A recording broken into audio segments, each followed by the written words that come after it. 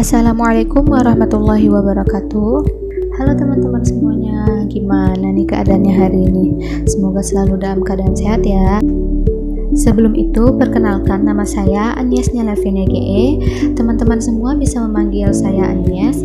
Saat ini saya sedang menempuh pendidikan di Universitas Negeri Padang, Fakultas Ekonomi dan Bisnis, Prodi Pendidikan Ekonomi dengan konsentrasi Administrasi Perkantoran tahun masuk 2022.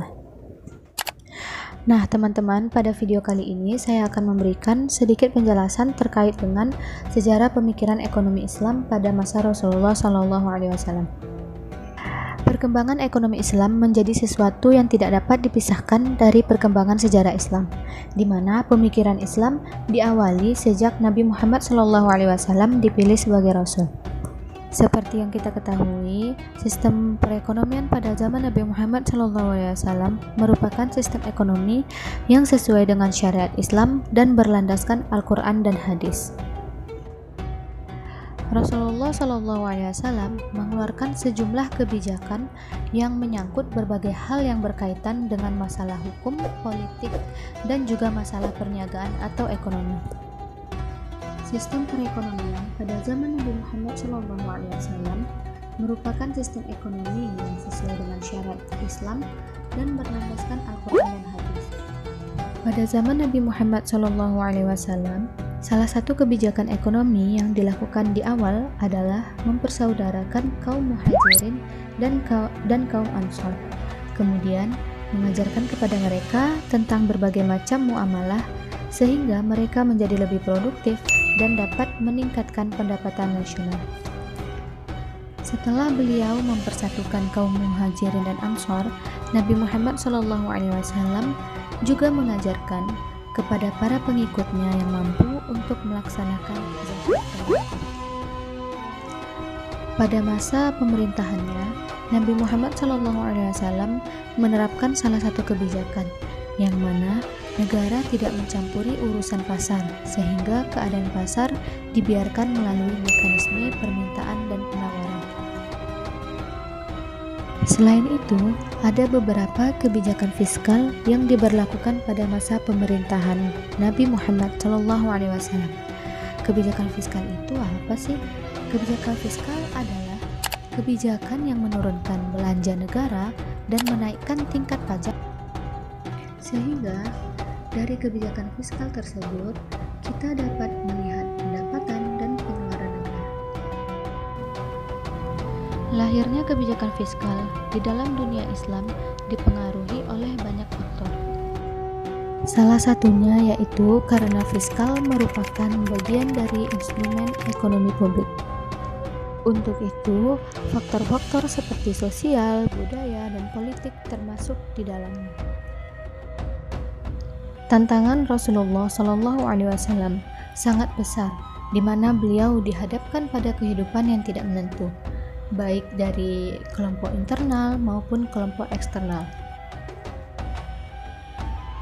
Selanjutnya yaitu unsur-unsur kebijakan fiskal pada masa pemerintahan Rasulullah SAW. Rasulullah SAW sebagai pemimpin di Madinah yaitu dengan melakukan unsur-unsur ekonomi, yaitu sebagai berikut. Yang pertama yaitu sistem ekonomi. Sistem ekonomi yang diterapkan Rasulullah SAW berakar dari prinsip-prinsip Qur'ani. Ini ada beberapa prinsip-prinsip yang pokok tentang kebijakan ekonomi Islam yang dijelaskan Al-Quran sebagai berikut. Yang pertama yaitu kekuasaan tertinggi adalah milik Allah Subhanahu wa Ta'ala. Yang kedua, manusia hanyalah khalifah Allah Subhanahu wa Ta'ala di muka bumi. Yang ketiga, semua yang dimiliki dan didapatkan manusia adalah atas rahmat Allah Subhanahu wa Ta'ala. Dan selanjutnya, kekayaan harus diputar dan tidak boleh ditimbun. Dan yang terakhir yaitu eksploitasi harus diputar dan tidak boleh ditimbun. Yang kedua yaitu keuangan dan pajak. Sistem keuangan pada zaman Rasulullah Shallallahu Alaihi Wasallam tidak mengalami perkembangan yang signifikan karena wilayah kekuasaan Islam masih kecil, sehingga pengaturan keuangan publik pada masa itu masih sangat sederhana. Namun demikian, masa Rasulullah Shallallahu Alaihi Wasallam menjadi pondasi utama dan referensi pengambilan kebijakan, khususnya yang berkaitan dengan keuangan publik. Sementara masa setelahnya merupakan perkembangan dan ijtihad dari ajaran yang Rasulullah Shallallahu Alaihi Wasallam sampaikan. Pajak sebagai sumber pendapatan negara di luar zakat sebenarnya sudah diterapkan pada masa Rasulullah Shallallahu Alaihi Wasallam, teruskan pada masa Khalifah Ar-Rasyidin, dinasti Umayyah, dinasti Abbasiyah, dan kekhalifahan Islam yang memerintah sesudahnya. Pajak sendiri memiliki banyak istilah, di mana ada yang menyebutnya dengan jizyah, khusyur, kharaj, dan dharibah. Yang ketiga yaitu sumber-sumber pendapatan negara pada masa Rasulullah Shallallahu Alaihi Wasallam. Yang pertama yaitu pendapatan negara pada masa Rasulullah Shallallahu Alaihi Wasallam berdasarkan jenisnya, yaitu ada pendapatan primer dan ada pendapatan sekunder. Untuk pendapatan primer diantaranya ada ghanimah, fa'i, kharaj, waqaf, khusyur, dan jizyah. Yang pertama ghanimah. Ghanimah adalah harta rampasan perang. Ini diatur di dalam Al-Quran surat Al-Anfal ayat ke-41. Yang kedua ada zakat mal dan zakat pertanian. Ini diwajibkan sejak 9 Hijriah. Yang ketiga yaitu khusyur, adalah pajak perdagangan yang jumlahnya 2,5% untuk muslim, 5% untuk non-muslim zimmi atau dalam negeri, dan 10% untuk non-muslim harbi atau luar negeri. Yang keempat ada kharaj, adalah pajak tanah atau pajak pertanian. Kelima, jizyah adalah pajak untuk non-muslim yang besarannya yaitu 1 dinar, dan ini hanya dikenakan untuk laki-laki dewasa saja. 6. Yaitu fa'i. Fa'i merupakan harta yang diperoleh dari orang non-muslim secara damai. Selanjutnya yang kedua yaitu pendapatan sekunder. Di antaranya yaitu ada uang tebusan, pinjaman, amwal fadlah, nawaib, sedekah seperti kurban dan kafarat, dan hadiah. Lalu berdasarkan sumbernya, pendapatan negara sendiri dibagi 3, yaitu bersumber dari muslim.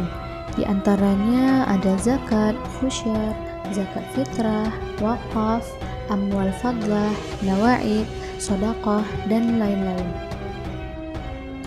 Lalu ada juga yang bersumber dari non-muslim seperti jizyah, kharaj, dan khusyur, di mana untuk persenannya yaitu 5%. Dan yang terakhir yaitu bersumber dari umum, di mana diantaranya yaitu ada ghanimah, fa'i, uang tebusan, pinjaman dari muslim ataupun non-muslim. Nah, selanjutnya kita akan membahas pengeluaran negara di masa Rasulullah Shallallahu Alaihi Wasallam. Untuk pengeluaran pada zaman Nabi Muhammad SAW terbagi menjadi 2, yaitu pengeluaran primer dan ada pengeluaran sekunder.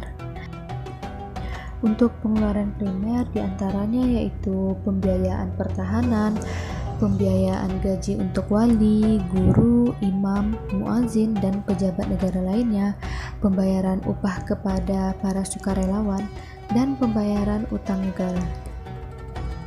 Selanjutnya pengeluaran sekunder, di mana meliputi seperti bantuan untuk orang belajar agama di Madinah, hiburan untuk delegasi keagamaan, hiburan untuk para utusan suku dan negara, serta biaya perjalanan mereka.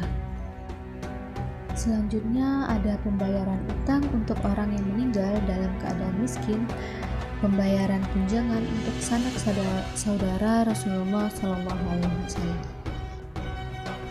Pembahasan selanjutnya yaitu Baitul Mal pada masa Rasulullah SAW.